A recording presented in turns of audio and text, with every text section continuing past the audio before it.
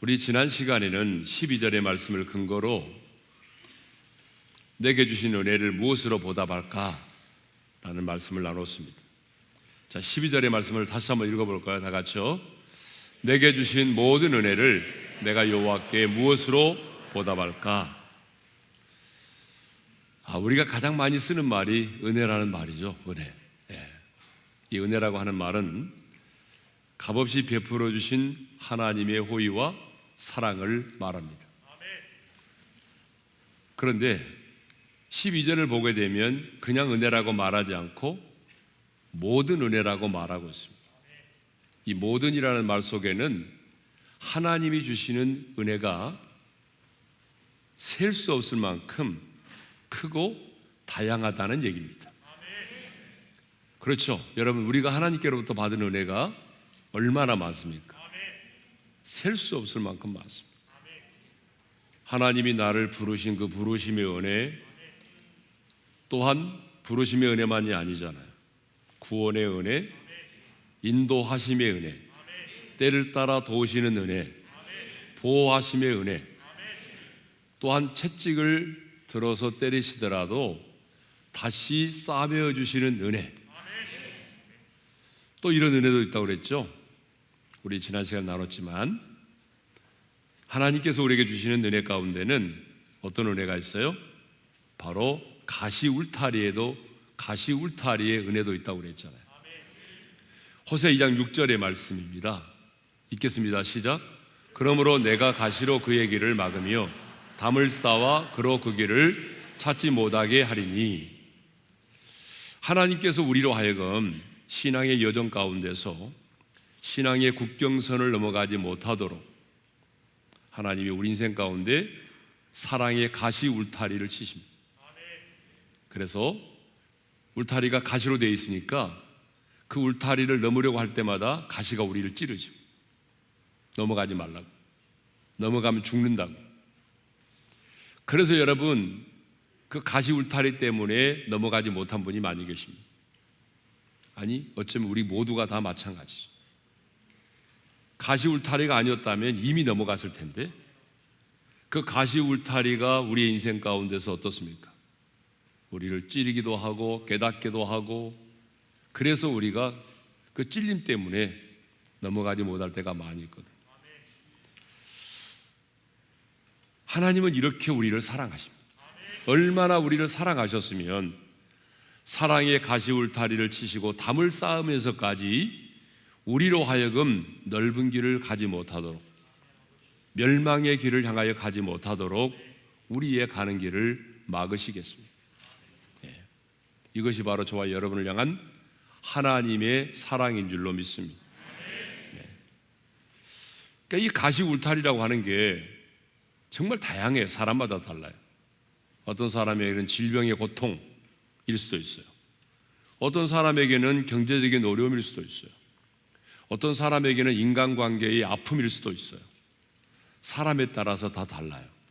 그런데 그때는 힘들고 어려워지고 이해가 안 되지만, 그런데 지나놓고 보니까 뭐예요? 그것이 나로 하여금 세상의 넓은 길로 나가지 못하도록 하시는 사랑의 가시 울타리였다. 그래서 그냥 가시 울타리가 아니라 사랑의 가시 울타리. 여러분, 사랑의 가시 울타리 경험하신 분 손 들어보세요. 다 드셔야 돼요. 마찬가지예요. 우리는 다 사랑의 가시 울타리를 경험한 사람들입니다. 그래서 베드로서 5장 10절에도 보게 되면 하나님을 가리켜서 뭐라고 말씀하고 있냐면 모든 은혜의 하나님이다, 이런 표현을 쓰고 있습니다. 그런데 오늘 이제 지난주에 우리가 읽은 12절의 말씀을 보게 되면 내게 주신 모든 은혜를 내가 여호와께 무엇으로 보답할까? 무엇으로 보답할까라는 말씀이 나와요. 그런데 여러분, 은혜라는 말은요, 은혜라고 하는 것은 계산될 수 없고 보상될 수 없기 때문에 은혜라는 표현을 쓰는 거거든요. 여러분, 그러지 않아요? 은혜가 계산될 수 있다면 은혜가 아니죠. 보상될 수 있다면 은혜가 아니죠. 그래서 성경은 뭐라고 말합니까? 거저 주시는 거라고 말하잖아요. 그래서 하늘에 속한 신령한 복에 관한 이야기를 하면서 사도 바울은 뭐라고 말하죠? 바로 우리에게 거저 주시는 바 은혜의 영광을 찬미하게 하려는 것이다, 이렇게 말하잖아요. 그러니까 죽었다 깨어나도 우리 인간의 노력과 우리 인간의 공로로는 이룰 수 없기 때문에 하나님께서 값없이 거저 베풀어 주시는 것이 은혜거든요. 그러니까 은혜라고 하는 것은 사실 계산이 불가능한 거예요. 은혜라고 하는 것은 갚아질 수가 없는 거예요. 예? 그런데 이 시편 저자는 뭐라고 말하죠? 내게 주신 모든 은혜를 내가 여호와께 무엇으로 보답할까? 이렇게 말하고 있어요. 그러니까 우리는 하나님의 은혜를 계산할 수가 없고 하나님의 은혜를 보상할 수는 없지만, 그래도 은혜를 받은 우리는 하나님께서 내게 베풀어 주신 그 은혜를 내가 무엇으로 보답할까라는 마음의 자세를 갖고 살아야 한다는 것입니다. 사도 바울이 그렇게 살았습니다. 사도 바울이 하나님의 은혜를 모릅니까? 아니죠. 우리에게 은혜를 설명한 사람이 누구예요? 사도 바울이잖아요. 그런데 은혜가 무엇인지를 가장 많이 알고 있고 우리에게 은혜를 가르쳐준 그 사도 바울이 고린도전서 15장 10절에서 이렇게 말했습니다. 읽겠습니다. 다 같이요. 내가 나된 것은 하나님의 은혜로 된 것이니 내게 주신 그의 은혜가 헛되지 아니하여 내가 모든 사도보다 더 많이 수고하였으나 내가 한 것이 아니요 오직 나와 함께 하신 하나님의 은혜로라. 할렐루야. 예. 하나님의 은혜를 이야기하면서 내게 주신 그 하나님의 은혜가 헛되지 않기 위해서 내가 다른 사도보다 어떻게 했다고요? 더 많이 수고했대요. 그런데 그 결과도 보니까 뭐예요? 내가 다른 사도보다 결혼도 하지 않고 진짜 복음을 위해서 더 많이 수고했지만 그건 역시 또 뭐예요? 하나님의 은혜라고 말을 합니다. 그러니까 하나님의 은혜는 계산될 수 없고 하나님의 은혜는 우리가 어때요? 보상될 수가 없는 것이지만 그 은혜를 받은 우리는 평생 사는 날 동안에 내가 어떻게 하면 하나님이 내게 베풀어 주신 그 은혜를 보답할까? 이런 마음의 자세를 가지고 살아야 한다는 것입니다. 그런데 역대하 32장 25절에 보게 되면 히스기야가 그 받은 은혜를 보답하지 아니했다라고 성경은 기록되어 있어요. 읽겠습니다. 시작. 히스기야가 마음이 교만하여 그 받은 은혜를 보답하지 아니하므로 진노가 그와 유다와 예루살렘에 내리게 되었더니, 여러분 히스기야 왕이 어떤 사람이죠? 누구보다도 특별한 하나님의 은혜를 많이 경험한 사람이죠. 여러분 죽을 병에 걸렸는데 하나님의 특별한 은혜로 고침을 받았잖아요. 성경에서 죽었다가 살아난 사람은 있지만은 죽기 직전에 생명을 연장받은 사람은 거의 유일하잖아요. 특별한 은혜를 받은 사람이에요. 태양까지 뒤로 움직이는 특별한 은혜를 받은 사람이란 말이죠. 이런 엄청난 은혜를 받았다면 당연히 그 받은 은혜를 감사하면서 평생을 살아야 되는데 그러지 않았다는 거죠. 그런데 그는 하나님의 은혜를 보답하지 않았다라고 기록되어 있단 말이죠. 그러면 왜 받은 은혜를 보답하지 않았는가? 히스기야가 다시 한번 읽겠습니다. 다 같이요. 히스기야가 마음이 교만하여 그 받은 은혜를 보답하지 아니하므로 진노가 그와 유다와 예루살렘에 내리게 되었더니, 자, 성경은 분명히 얘기하고 있습니다. 왜 히스기야가 그 특별한 은혜를 많이 받았음에도 불구하고 그 은혜를 보답하지 아니하였는가? 그 이유가 뭐라고 되어 있어요? 히스기야가 마음이 교만했기 때문이라는 거예요. 히스기야가 마음이 교만했대요. 마음이 교만했기 때문에 하나님께로부터 그런 특별한 은혜를 받았음에도 불구하고 그 은혜에 보답하지 않았다는 거예요. 그럼 여기서 마음이 교만했다는 게 뭐겠어요? 여기서 마음이 교만했다는 것은 하나님께서 베풀어 주신 은혜를 당연한 것으로, 마땅한 것으로 여겼다 그 말이에요. 예?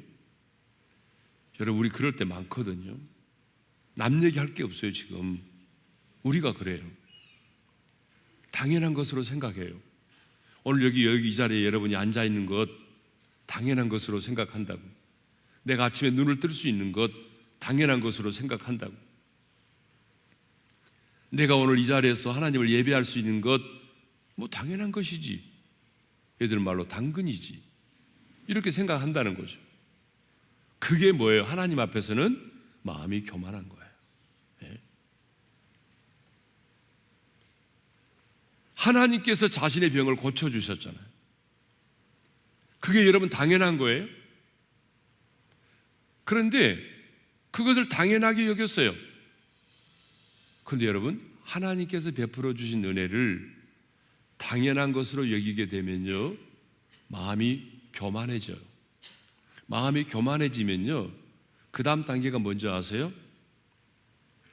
자기 자신이 잘나서 그 모든 것이 이루어진 것처럼 착각을 해요. 그래서 자신이 영광을 받고자 해요.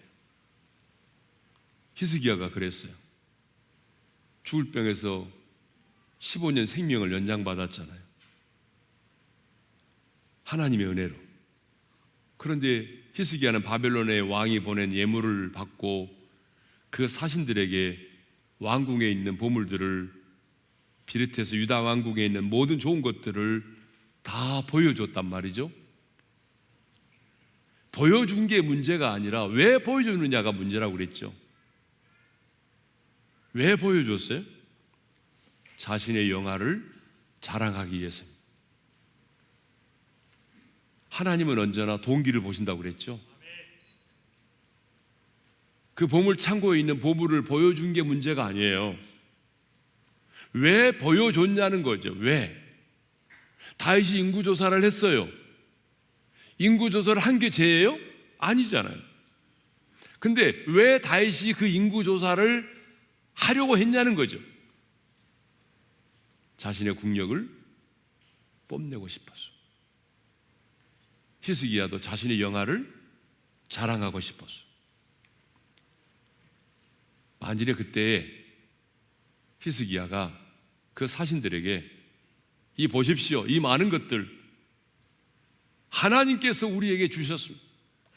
하나님께서 이 많은 것들을 누리게 하셨습니다. 이 많은 것들 전쟁에서 하나님의 은혜로 우리가 이 전리품을 얻게 되었습니다.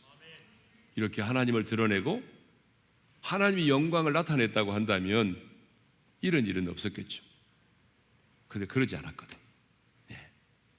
그래서 여러분, 어떤 일을 할 때에 언제나 여러분 자신의 동기를 점검해 보셔야 돼요. 나는 왜 그 일을 하려고 하는지. 예. 목적만 보지 말고 동기를 보셔야 됩니다. 사람이 겸손해지기는 어려워도 교만해지는 것은 한순간이다라고 하는 것입니다. 왜요? 히스기야가 그걸 보여준단 말이죠. 히스기야는요, 어떤 왕보다도 겸손했던 사람이에요. 얼마 전까지만 해도 히스기야처럼 겸손한 사람이 있어요? 히스기야는 항상 하나님을 인정하고 그리고 조상들에게 주신 율법을 사랑했어요. 그래서 왕이 되었을 때에 우상을 타파하는 종교 개혁을 일으켰어요. 예루살렘의 성전의 예배를 정상화시켰어요. 아수르가 침략을 해왔을 때도 성전에 올라가서 진심으로 전심으로 기도함으로 나라를 지켜냈어요. 무릎으로 승부했어요. 그때 하나님이 천사를 보내서 하룻밤에 아수르 군사 18만 5천 명을 하나님이 물리쳐 주셨잖아요. 죽게 됐을 때는 왕으로서의 모든 걸 내려놓고 벽을 향하여 자신의 얼굴을 벽으로 향하여 들면서 눈물로 기도했어요. 하나님이 그 눈물의 기도를 받으셨잖아요. 내가 너의 기도를 들었고 내가 너의 눈물을 보았노라.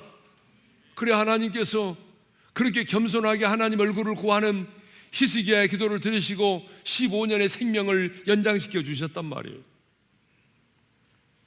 그러니까 히스기야는 정말 겸손한 사람이었어요.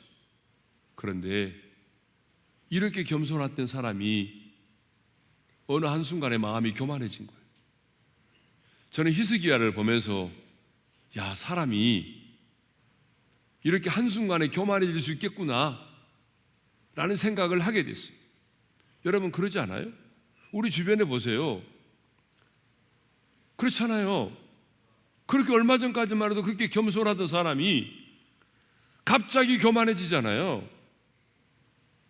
갑자기 우리를 대하는 태도가 달라지잖아요. 예배를 드리는 자세가 달라지잖아요. 왜 그래요? 갑자기 교만해진 거예요. 상황이 좋아지면, 형편이 좋아지면, 교회가 부흥하면 자신도 모르게 교만해지는 거예요.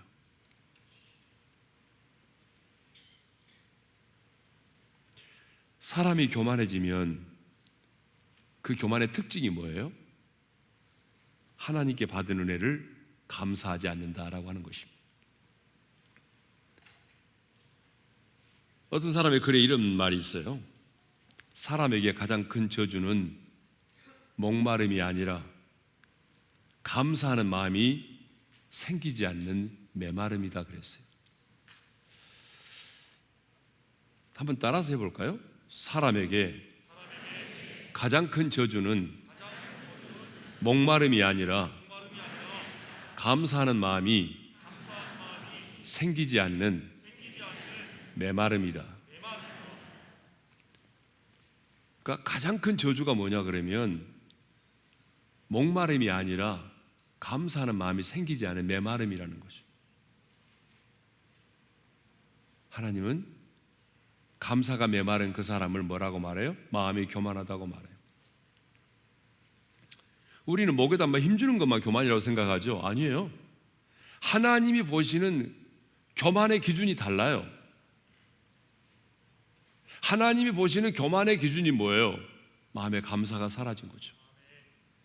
여러분 어느 날 순간부터 여러분의 마음속에 감사가 사라졌어요? 예배를 드릴 때 감사하는 마음이 안 생겨요? 기도를 드려도 별로 감사하는 마음이 없어요? 당연하게 생각해요? 여러분 삼시세끼 먹는 게 당연하다고 생각해요? 그러면 여러분이 마음이 교만해진 거예요. 네. 하나님은 교만을 싫어하세요. 그래서 교만은 패망의 선봉이라고 말씀하셨고 야고보 4장 6절에도 보게 되면 하나님이 교만한 자를 물리치시고 겸손한 자에게 은혜를 베푸신다고 말씀을 하셨습니다. 그런데 중요한 것은 히스기야가 자신의 교만을 뉘우쳤다라고 하는 거죠. 자, 역대 32장 26절의 말씀을 읽겠습니다. 다 같이요.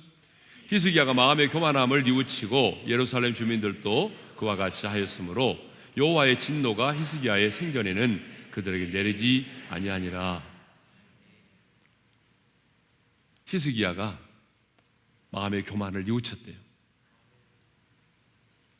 어떻게 해서 뉘우쳤는지에 대해서는 성경이 언급하고 있지 않아요. 그 뉘우침의 과정에 대해서는 성경이 말하고 있지 않아요. 그러나 우리는 이렇게 생각해 볼 수 있어요. 분명히 이사야 선지자가 그의 죄를 지적했고, 그리고 이사야 선지자의 강렬한 회개 메시지 앞에서 그가 깨닫고 회개했을 것이다. 왜냐하면 하나님의 일하심의 방식이 늘 그렇거든요. 그렇죠? 다윗도 어떻게 하셨어요? 나단 선지자를 보내가지고 그 죄를 들추어내시고 깨닫게 하셨잖아요. 그러니까 하나님은 여러분의 그 교만한 마음을 어떻게 하시죠? 강단에서 선포되는 그 메시지를 통해서 여러분의 교만을 깨닫게 하시고 뉘우치게 하시고 회개케 하는 거예요. 그러니까 강단에서 선포되는 말씀이 선포되면 하나님이 지금 내게 주시는 말씀이다라고 받아야 되는데 그렇게 안 받아들인 사람들이 있어요. 오늘 이 말씀은 내게 주시는 말씀이구나. 감사를 잊고 살아가는 마음이 교만한 내게 주시는 말씀이구나. 하나님, 내가 어느 날부터 내 감사하는 마음이 사라졌습니다. 주님, 다시 한번 나에게 그 감사하는 마음이 불릴 듯 일어나게 도와주십시오. 나의 일상의 삶을 당연한 것으로 여기지 않게 도와주십시오. 여러분, 이런 기도가 나와야 되지 않겠어요? 예?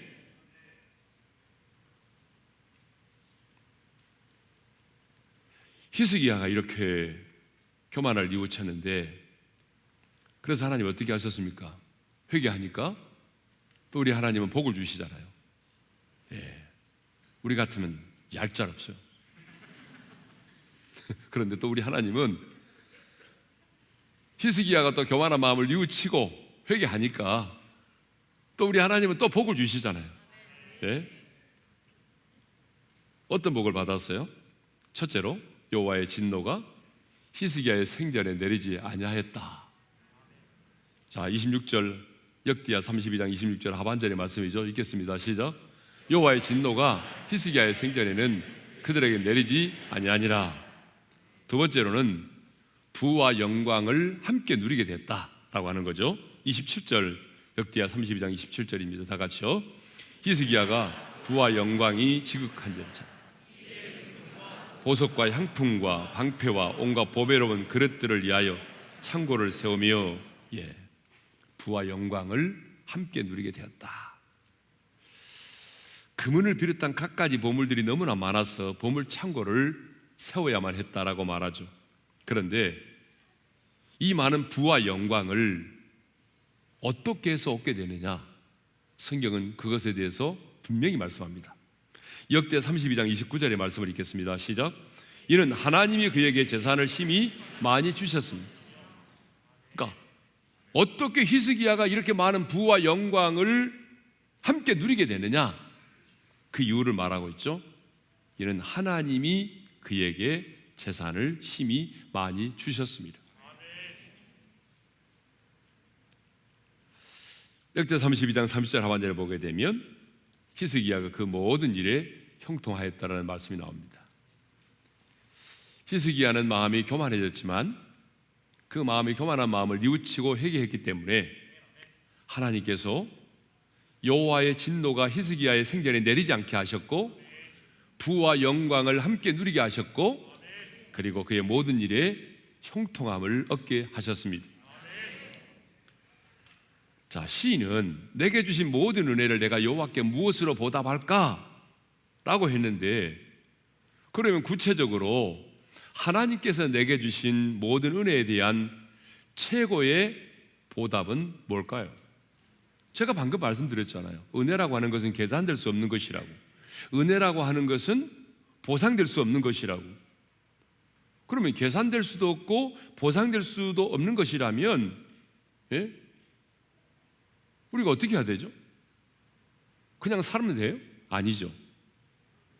은혜는 계산될 수 없고 보상될 수 없는 것이지만 우리는 시편 기자처럼 여호와께서 내게 베풀어 주신 이 은혜를 내가 무엇으로 보답할까? 라고 하는 마음의 자세를 가지고 인생의 남은 때를 살아야 한다 그 말입니다. 왜요? 하나님은 분명히 말씀하셨잖아요. 히스기야가 그 받은 은혜를 보답하지 않았을 때 진노하셨고 그 마음이 교만하였다라고 말씀하셨거든요. 그래서 이제 우리도 이제 하나님께서 내게 베풀어 주신 은혜를 내가 무엇으로 보답할까라고 하는 마음의 자세를 가지고 살아야 되는데, 이 시편의 기자는요 하나님의 은혜에 대한 보답을 이렇게 했습니다. 첫째로 구원의 잔을 들고 여호와의 이름을 불렀어요. 13절의 말씀을 읽겠습니다. 다 같이요. 내가 구원의 잔을 들고 여호와의 이름을 부르며, 여호와께서 내게 베풀어 주신 모든 은혜를 내가 무엇으로 보답할까? 거기서 끝나는 것이 아니에요. 내가 무엇으로 보답할까? 그리고 뭐예요? 그 다음에 내가 구원의 잔을 들고 여호와의 이름을 부르며 그랬어요. 구원의 잔, 감사의 의미로 드려지는 감사제의 일부인 전제를 의미하는 말이죠. 여러분, 구약의 제사를 보게 되면 전제라는 게 있어요. 여러분, 레위기 보게 되면 제사의 종류가 많이 나오잖아요. 가장 많이 드려지는 게 화제, 불로 태워서 제물을 태워서 드리는 제사인데, 번제, 소제, 하목제, 속제제, 속건제가 있어요. 그런데 그 제물을 제단에 올려놓고 불 사르기 전에 그 제물 위에다가 포도주를 부어서 드리는 제사예요. 그걸 전제라고 말해요. 번제물이 1년 된 어린 양일 때는 포도주의 흰의 4분의 1, 순양일 때는 3분의 1, 수송아지일 때는 반흰을 부었어요. 바울은요, 빌립보서 2장 17절에서 이 전제를 성도들의 신앙의 성장을 위해서라면 자신의 생명을 바치겠다라고 하는 의미로도 사용을 했어요. 읽겠습니다. 다 같이요. 만일 너희의 믿음의 제물과 섬김 위에 내가 나를 전제로 드릴지라도 나는 기뻐하고 너희 무리와 함께 기뻐하리니. 자, 그런데 이제 시는 내가 무엇으로 보답할까? 여호와께서 내게 베풀어 주신 그 모든 은혜를 내가 무엇으로 보답할까? 그러면서 첫째로 뭐라고 말해요? 내가 구원의 잔을 들고 여호와의 이름을 부르겠다라고 말하죠. 그럼 여기서 잔은 뭘까요? 잔은요, 기쁨을 말해요. 그러니까 구원의 잔은 구원의 기쁨을 말하는 것입니다. 그러니까 여호와의 이름을 부르겠다는 말은 뭐예요? 내가 하나님의 성호를 찬양하며 그 구원의 기쁨을 누구에게, 그 구원의 영광을 누구에게? 하나님께 돌리겠다 그 말입니다.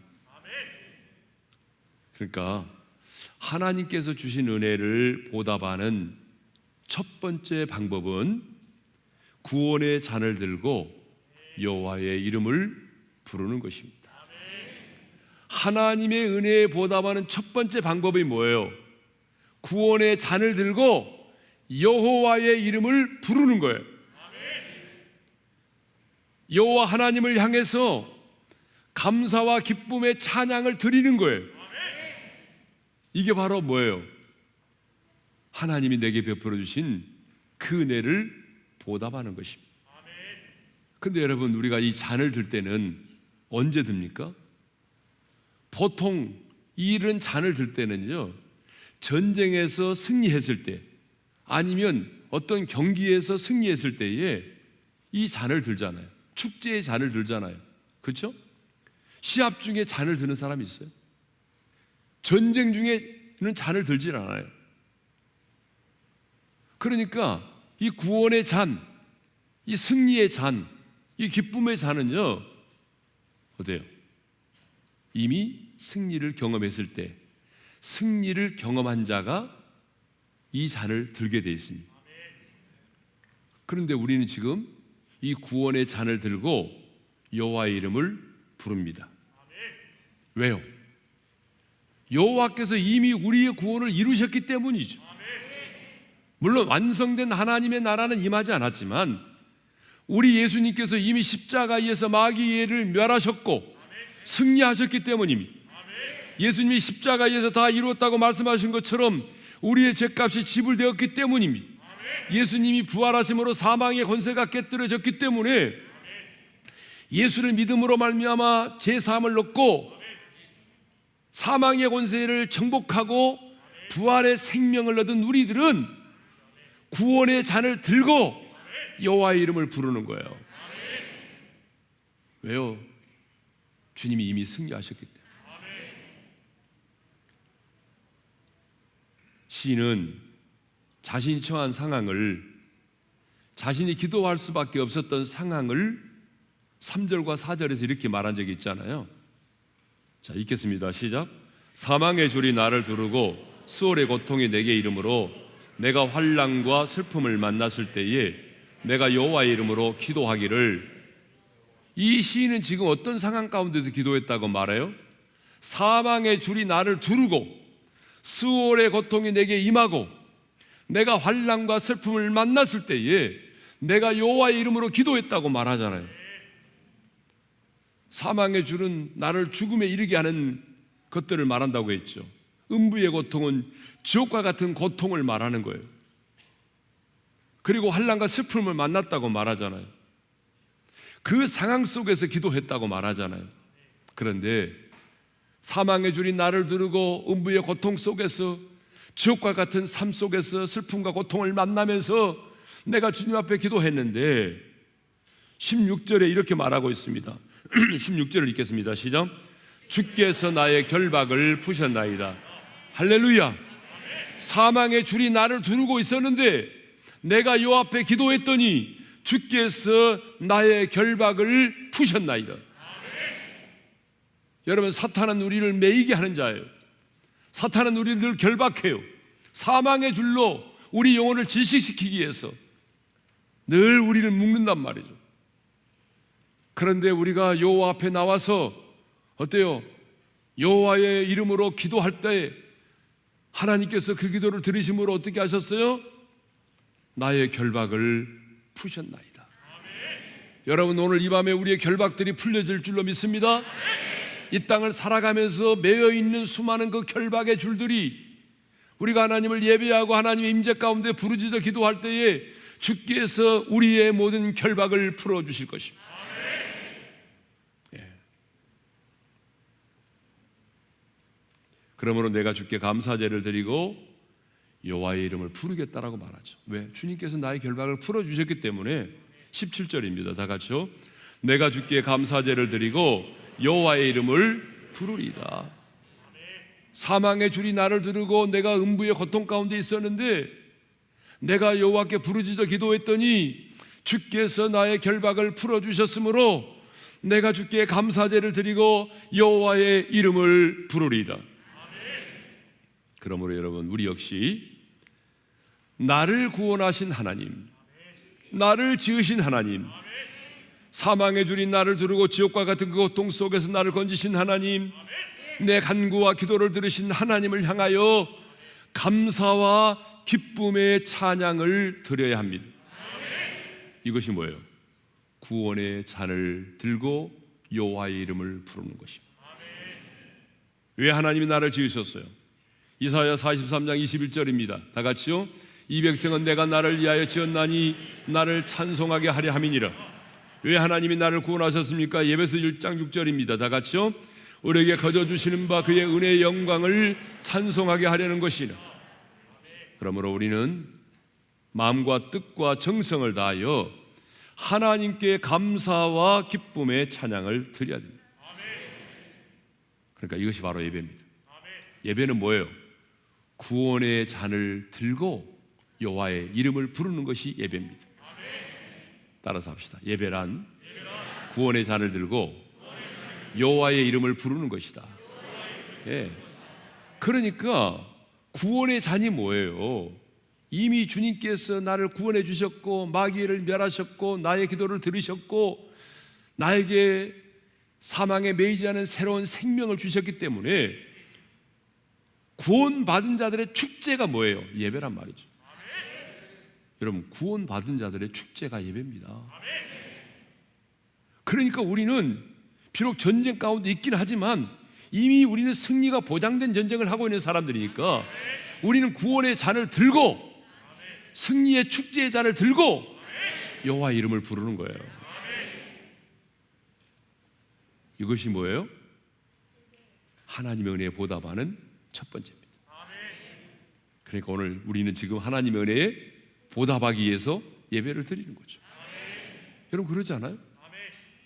오늘 우리가 여기 왜 나왔어요? 지금 우리가 구원의 잔을 들고 여호와의 이름을 부르는 게 뭐예요? 이게 바로 예배고, 하나님은 이 예배를 통해서 영광을 받으시잖아요. 그러니까 하나님의 은혜에 보답하는 게 뭐예요? 예배죠. 그러니까 하나님의 은혜를 아는 사람은 예배를 소홀히 할 수가 없는 거예요. 왜요? 내가 무엇으로 하나님의 은혜를 보답할 수 있어요? 무엇으로 여러분이 하나님의 은혜를 갚을 수가 있어요? 갚을 수 있어요? 돈으로 갚을 수 있어요? 없잖아요. 그러니까 우리는 구원의 잔을 들고 감사제를 드리고 여호와의 이름을 부르는 거예요. 이게 바로 하나님의 은혜를 보답하는 것입니다. 여러분, 구원을 받으셨어요? 기도 응답을 받으셨어요? 측량할 수 없는 은혜를 받으셨어요? 그렇다면 구원의 잔을 높이 들고 여호와의 이름을 불러야죠. 그러면 하나님이 영광을 받으십니다. 그것이 하나님의 은혜에 보답하는 거예요. 두 번째로, 하나님의 은혜에 대한 최고의 보답은 소원을 갖는 것입니다. 14절의 말씀을 읽겠습니다. 다 같이요. 여호와의 모든 백성 앞에서 나는 나의 소원을 여호와께 갚으리로다. 소원은 하나님과의 약속이죠. 시인은 사망의 줄이 나를 두르고 음부의 고통에 미치는 환난과 슬픔 가운데 하나님께 소원을 드렸습니다. 소원까지는 아닐지 모르지만 하나님 앞에서 이렇게 살아가겠습니다라고 결단했어요. 여러분, 시편 116편은 하나님께서 내 기도를 응답해 주셨으므로 제가 이렇게 살아가겠습니다라고 하는 결단을 노래하고 있는 시라고 그랬죠. 그러니까 우리가 다 생각했어요. 지난번에 생각했어요. 어떤 결단을 내렸어요? 첫 번째 결단이 뭐였어요? 내가 그를 사랑하는도다. 주님, 제가 주님을 사랑하겠습니다. 두 번째는 뭐였어요? 2절에 내가 평생에 기도하리로다. 주님이 내 간구와 기도를 들으셨으므로 내가 평생에 기도하며 살겠습니다. 세 번째가 뭐였어요? 내가 생명이 있는 땅에서 요 앞에서 행하리로다. 하나님 앞에서 행하며 살겠습니다. 이렇게 결단했잖아요. 그러니까 하나님 앞에서 다짐한 것, 하나님 앞에서 소원한 것들을 잘 지키는 것이 뭐예요? 하나님의 은혜에 보답하는 것입니다. 하나님의 은혜를 입은 자가 마땅히 해야 될 일이 뭐겠어요? 하나님께 기도한 대로 사는 거죠. 많은 사람들이 힘들고 어려울 때는 소원의 기도를 드리잖아요. 주님, 이 문제를 해결해 주신다면, 내 자녀 그 직장에 들어가게 해 주신다면, 내 자녀 원하는 그 스카이에 들어가게 해 주신다면, 아니 통과만 시켜 주신다면, 내 자식 돌아오기만 해 주신다면, 아니 질병 가운데서 고쳐만 주신다면, 그리고 여러 가지 마음의 다짐과 소원을 하잖아요. 그런데 막상 문제가 해결되고 나면 소원한 것도 잊어버려요. 잊어버리려고 노력하지 않아도 잊어버려요. 화장실 갈 때와 나올 때에 마음이 다르듯이 우리가 하나님 앞에 막 예절하게 간절하게 부르짖어 기도할 때의 마음과 응답받고 난 이후에 우리의 마음이 달라요. 하나님과의 약속이기 때문에 여러분, 소원은 지켜야 되는 겁니다. 그러면 왜 소원을 갚는 것이 하나님의 은혜에 대한 최고의 보답인가? 여러분, 그러잖아요. 어떻게 소원을 갚는 것이 하나님의 은혜에 대한 보답일까? 그 문제를 생각해 보겠습니다. 18절의 말씀을 읽겠습니다. 다 같이요. 내가 여호와께 소원한 것을 그의 모든 백성이 보는 앞에서 내가 지키리로다. 여호와께 소원한 것을 어디서 지키겠다고 말해요? 그의 모든 백성이 보는 앞에서 지키겠다고 말하죠. 19절을 보게 되면 19절도 그런 말씀이죠. 읽겠습니다. 시작. 예루살렘아, 네 한가운데서 곧 여호와의 성전 뜰에서 지키리로다. 소원에 관한 얘기입니다. 예루살렘 한가운데서 여호와의 성전의 뜰 안에서 내가 하나님 앞에 소원한 그것들을 지키겠다고 말해요. 여러분, 왜 이 시인은 모든 백성이 보는 앞에서, 그리고 예루살렘의 한가운데서 여호와의 성전의 뜰 안에서 소원을 지켜 행하겠다라고 말하죠? 그 이유가 뭘까요? 이렇게 모든 백성이 보는 앞에서 그 소원을 지켜 행하고 예루살렘과 성전 뜰 안에서 소원을 지켜 행하면 더 많은 사람들이 이 일을 행하신 하나님께서 행하신 이 놀라운 일들을 알게 될 것이고 하나님께 더욱 큰 영광을 돌려드릴 수 있기 때문입니다. 내가 하나님 앞에 개인적으로 기도하면서 마음의 소원을 했어요. 하나님 이렇게 해주시면 제가 이렇게 살아가겠습니다.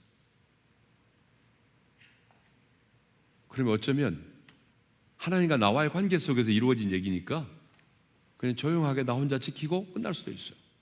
그런데 이 저자는 지금 말합니다. 하나님께 내가 그 소원을 어디서 지키겠다고 말해요? 모든 사람들이 보는 앞에서, 예루살렘 한가운데서, 여호와의 성전 뜰 안에서 내가 이 소원을 지키겠다고 말해요. 그것은 내 자신을 드러내기 위함이 아니라 하나님께서 이 일을 이루셨음을, 하나님께서 이 일을 행하셨음을 드러내서 더 많은 사람들 앞에 하나님의 영광을 나타내 보이기 위해서입니다. 여러분, 우리가 왜 간증을 하죠? 간증을 하는 이유가 뭐예요? 하나님이 하셨음을 드러내서 하나님께 영광을 돌리기 위함입니다. 나를 드러내기 위함이 아니잖아요. 하나님께서 행하셨습니다. 이 일은 하나님이 하셨습니다. 그래서 하나님께 영광을 돌려드리기 위해서 간증을 하는 거죠. 그러니까 여러분, 간증이 중요해요. 어떤 사람은 하나님이 그 놀라운 일을 행하셨음에도 불구하고 자기 혼자만 알아요. 자기 혼자만 간직하고 있어요. 아무에게도 말하지 않아요. 비밀처럼 생각해요. 하나님은 기뻐하지 않아요.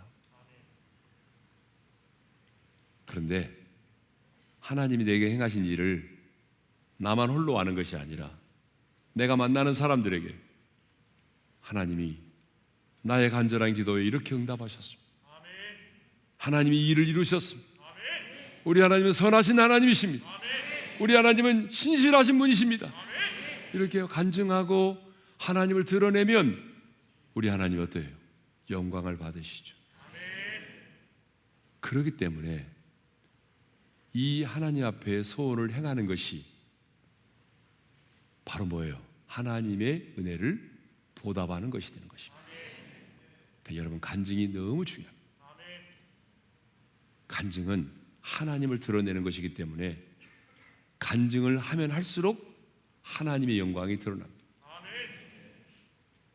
그래서 간증은요, 보너스가 있어요.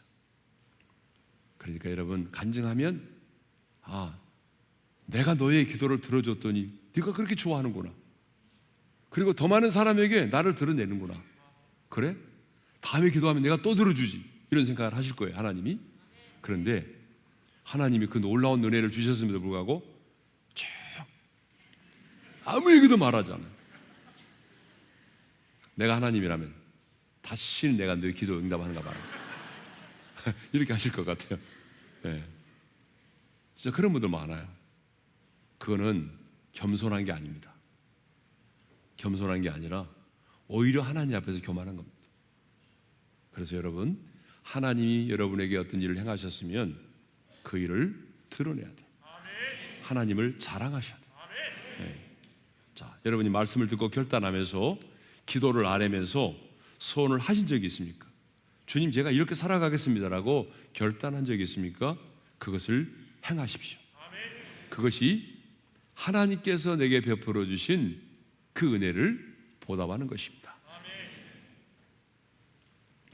자, 15절은요, 경건한 자들의 죽음에 대한 얘기를 하고 있어요. 자, 15절의 말씀을 읽겠습니다. 다 같이요. 그의 경건한 자들의 죽음은 여호와께서 보시기에 귀중한 것이로다. 자, 이게 경건한 자들은 누구를 말할까요? 성도들을 말하죠. 그러니까 하나님은 성도의 죽음을 어떻게 여기신다고요? 귀중히 여기신다는 것입니다. 하나님은 우리 성도의 한 사람 한 사람의 죽음을 너무 귀하게 여기신다는 거예요. 여러분, 죽음에 대한 생각을 좀 바꿨으면 좋겠어요. 우리 하나님은 하나님의 사람인 성도의 죽음을 너무나 귀중하게 여기십니다. 왜요? 주님이 그 죄와 사망에서 우리를 건지시고 그 눈물에서 건져주시고 그 넘어짐에서 건져주셨기 때문입니다. 자신의 생명을 주고 산 자이기 때문입니다. 그래서 성경은 뭐라고 말하죠? 주 안에서 죽은 자들은 뭐라고 말해요? 복되도다라고 말하잖아요. 자, 계시록 14장 13절의 말씀을 읽겠습니다. 다 같이요. 또 내가 들으니 하늘에서 음성이 나서 이르되 기록하라. 지금 이후로 주 안에서 죽은 자들은 복이 있도다. 주 안에서 죽은 자들이에요. 여러분, 이 말은 다른 말로 말하면 주님 밖에서 죽은 자들도 있다는 거 아니에요? 여러분, 그렇죠? 죽음이 똑같은 게 아니란 말이에요. 세상 사람들이 볼 때는 똑같은 죽음처럼 보여도 주 안에서의 죽은 자들이 있고 주 밖에서 죽은 자가 있어요. 주 안에서 죽은 자들은 어떤 사람이에요? 그리스도와 관계가 맺어진 사람들이죠. 주님의 생명을 가지고 있는 사람들이잖아요. 죄와 죽음의 법에서 해방된 그 생명을 가진 자들이란 말이에요. 그런데 주님 뭐라고 말씀하셨어요? 주 안에서 죽은 자들은 복이 있다라고 말했어요. 여러분, 죽음을 복이라고 말하는 종교는 기독교밖에 없어요. 세상에 어떤 종교가 죽음을 복이라고 말해요? 우리 기독교밖에 없어요. 왜 성도의 죽음이 복인가? 요한계시록 14장 13절 하반절에 이렇게 말씀하고 있습니다. 다 같이요. 성령이 이르시되 그러하다 그들이 수고를 그치고 쉬리니 이는 그들의 행한 일이 따름이라 하시더라. 자, 왜 주 안에서 죽은 자들을 복되다고 말하느냐 하면 이제 수고를 그치고 쉬게 된다는 것입니다. 그리고 그들의 행한 일이 따름이라기 말은 행한 일에 상급이 따른다 그 말이죠. 여러분, 우리도 언젠가는 죽죠. 우리가 함께 여기서 예배드렸던 성도님들 가운데 우리보다 먼저 주님의 품에 안긴 분들 많이 계시잖아요. 내 인생의 마침표를 어떻게 찍느냐 중요합니다. 성도의 죽음은 내 삶의 결론입니다. 그렇기 때문에 어차피 우리 죽는데 어떻게 죽느냐가 중요합니다. 어떻게 내 인생의 마침표를 찍느냐, 어떻게 내 살아온 인생의 삶을 결론 내리느냐. 여러분, 우리의 죽음은 내가 살아온 삶의 결론이에요. 열심히 인생을 살았는데 삶의 결론이 잘못된 사람 있잖아요. 그래서 우리가 이왕에 한 번 죽는데 헛되이 죽지 않도록 기도를 해야 됩니다. 그러니까 우리는 우리의 삶을 위해서만 기도를 많이 하지 우리에게 다가올 죽음을 위해서는 별로 기도를 안 하거든요. 저 역시도 마찬가지. 그런데 지혜로운 자는 우리가 이 땅을 살아가는 삶을 위해서도 기도를 해야 되지만 내게 다가오고 있는 죽음을 위해서도 기도를 해야 합니다. 스데반의 죽음을 한번 생각해 볼까요? 사도행전 7장을 보게 되면 스데반이 복음에 대한 설교를 하게 되죠. 그러자 마음에 찔림을 받은 그들이 이를 갈았어요. 여러분, 이게 바로 복음입니다. 도덕과 윤리를 말하면 사람들은요 절대로 이를 갈지 않아요. 그런데 여러분, 복음이 선포되면 사람들은 찔림을 받고 이를 갈아요. 참 희한하잖아요. 그러니까 사람들이 이를 갈더라도 교회는 복음을 선포해야 돼요. 사람들이 별로 듣고 싶지 않다고 해서 여러분, 우리가 그 복음을 등한히 해서는 안 돼요. 스데반이 복음에 대한 설교를 했더니 그러자 그들이 마음에 찔림을 받고 성경의 표현에 이를 갈았대요. 그런데 성령 충만한 스데반은 하늘을 우러러 주목하여 하나님의 영광과 예수님께서 하나님 보좌 우편에 서신 것을 보았어요. 자, 사도행전 7장 55절입니다. 다 같이요.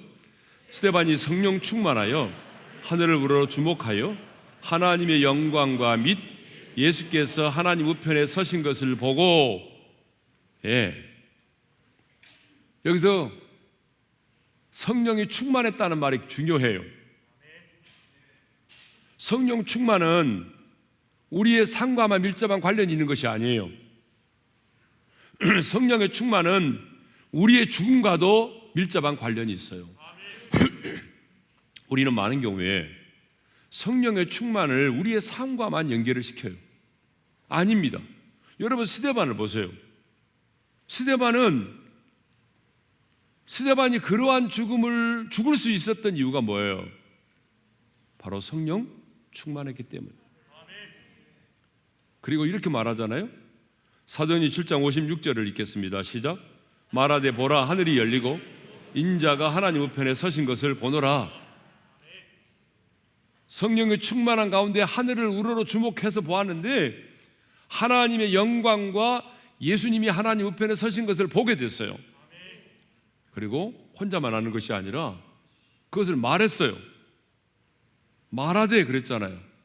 보라, 하늘이 열리고 인자가 하나님 우편에 서신 것을 보노라, 이렇게 말을 했어요. 그러면 진짜 뭐 보인단 말이야? 뭐 이렇게 반응을 해야 되잖아요. 뭐 보여? 이렇게 반응을 해야 되는데 그들이 큰 소리를 지르며 길을 막고 달려들어 성 밖으로 내치고 돌로 내리치기 시작을 했어요. 사도행전 7장 59절의 말씀을 읽겠습니다. 다 같이요. 스데반이 부르짖어 이르되 주 예수여 내 영혼을 받으시옵소서. 사도행전 7장 60절을 읽겠습니다. 다 같이요.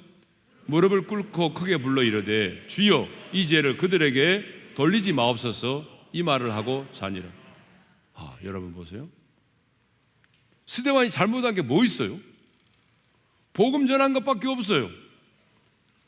하늘의 문이 열리고, 그리고 주 예수님이 하나님 우편에 서 계신다는 거, 그거 말한 적이 없어요. 그게 죄예요? 그런데 그들이 지금 스데반을 돌로 쳤잖아요. 돌에 맞아 보셨어요? 짱돌 맞아 보셨어요? 아니 벽돌 맞아 보셨어요? 여러분, 스데반이 이 상황에서 사람들이 자기를 끌고 가서 내리치고 돌로 찍을 때 스데반이 어때요? 그 상황 속에서 돌이 하나 날아오니까 자기는 둘 던지고 막 거기서 엎드리고 피하고, 너도 한번 맞아봐라. 그러면서 막 돌싸움 했나요? 안 했어요.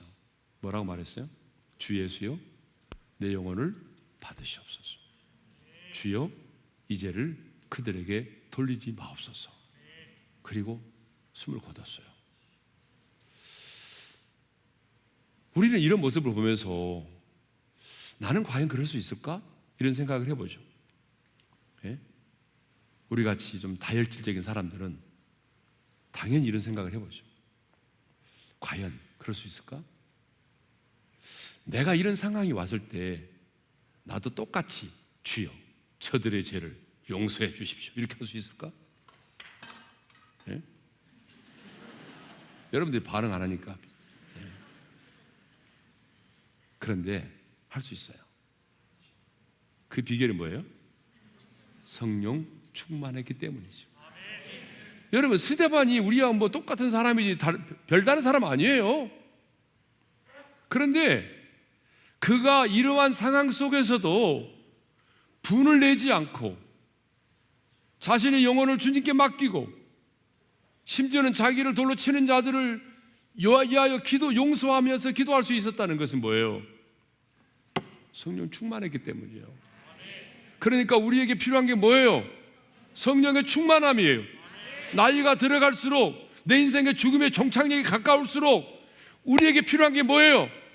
돈이 아니고 성령 충만이에요. 성령의 충만을 받으면 여러분 우리도 그렇게 할 수 있어요. 충만이 뭐예요? 성령이 나를 지배하시는 거 아니에요? 성령께서 내 감정과 의지를 주관하시고 다스리는 거잖아요. 그러니까 성령께서 내 감정과 내 의지를 주관하고 다스리면 우리 이럴 수 있다는 거죠. 그래서 여러분, 우리는 나이가 들어갈수록, 죽음의 순간이 가까이 올수록 더 성령 충만을 기도해야 돼요. 더 성령의 충만함을 사모해야 됩니다.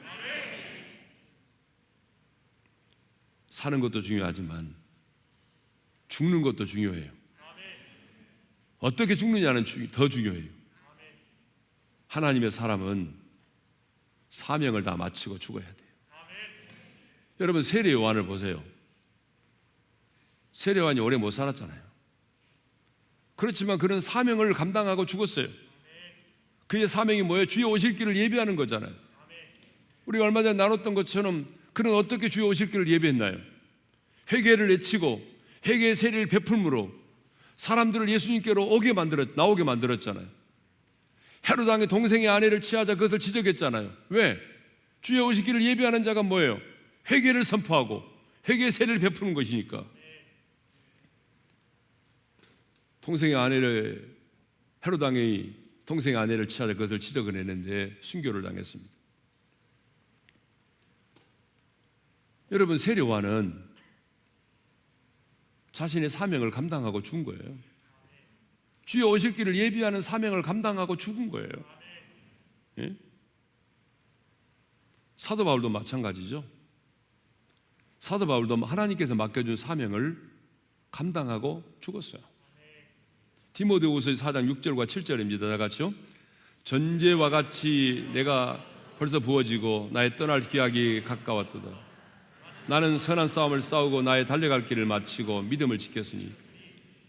전제와 같이 내가 벌써 부어지고 나의 떠날 시각이 가까웠도다. 나는 선한 싸움을 싸우고 나의 달려갈 길을 마치고 믿음을 지켰다 그랬어요. 여러분, 우리가 이 땅을 떠날 때에 이 고백만 남길 수만 있다면 그 사람은 누가 뭐라고 그래도 성공한 사람입니다. 예? 평생을 개척교회만 하고 어렵게 힘들게 살았어도요, 내가 이 땅을 떠나는 날에 이런 고백을 남길 수 있다면 성공한 사람입니다. 나는 선한 싸움을 싸우고 달려갈 길을 마치고 믿음을 지켰다. 사명 감당했다는 거 아닙니까? 하나님께서 내게 맡겨준 사명을 감당했다는 거 아니에요? 우리는 사도 바울을 통해서 깨달은 게 하나 있었어요. 사명자는 사명을 다하기 전까지 죽지 않는다고 하는 거죠. 바울이 제수의 신분으로 로마에 가서 이제 재판을 받기 위해서 배를 타고 가다가 유라굴라라는 광풍을 만났잖아요. 이제 구원의 소망이 사라지고 모든 사람이 죽음을 기다리고 있는 그 상황 속에서 사도 바울이 이렇게 말하죠. 사도행전 27장 24절입니다. 다 같이요. 바울아, 두려워하지 말라. 네가 가이사 앞에 서야 하겠고 또 하나님께서 너와 함께 항해하는 자를 다 내게 주셨다 하였으니. 거기 보세요. 하나님의 사자를 통해서 들려준 말씀을 보세요. 네가 가이사 앞에 서야 하겠고, 이건 바울이 가졌던 비전이거든요. 주님, 내 마지막 인생의 전도의 불꽃은 저 로마에서 태우고 싶습니다. 저 로마에 가서 주의 복음을 전하다 죽게 해주세요. 이것이 바울이 가졌던 비전이고 사명이었어요. 그런데 지금 유라굴라라는 광풍을 만났잖아요. 이제는 구원의 소망이 없어요. 모든 사람이 다 모든 것을 버리고 죽음을 기다리고 있어요. 근데 하나님의 사자가 하는 말씀이 뭐예요? 네가 가이사 앞에 서야겠고, 네가 가이사 앞에서 서야 되는 그 사명 때문에, 네가 로마에 가서 복음을 전해야 될 그 사명이 남아있기 때문에 죽지 않는다는 거예요. 이 배에 탄 사람도 안 죽는다는 거죠. 또 하나님께서 너와 함께 항해하는 자를 다 내게 주셨다. 여러분, 이 말씀을 보게 되면 하나님의 사람은 하나님이 우리에게 맡겨준 사명을 다하기 전까지는 죽지 않습니다. 그러니까 중요한 것은 우리가 하나님이 주신 사명을 따라 살아야 돼요. 하루를 살더라도 하나님이 주신 사명을 따라 살아야죠.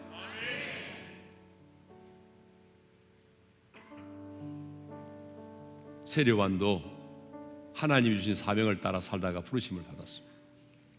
사도 바울도 바로 주신 사명 잘 감당하고 부르심을 받았습니다. 우리 모두, 우리 협력교 목사님들 포함해서 우리 모두 하나님께서 우리에게 주신 사명 충성스럽게 감당하고 그 사명을 다 감당한 후에 사도 바울처럼 내가 선한 싸움을 싸우고 나의 달려갈 길을 달리고 마치고 믿음을 지켰다, 이런 고백과 함께 우리 영혼이 주님의 품에 안길 수 있기를 바랍니다.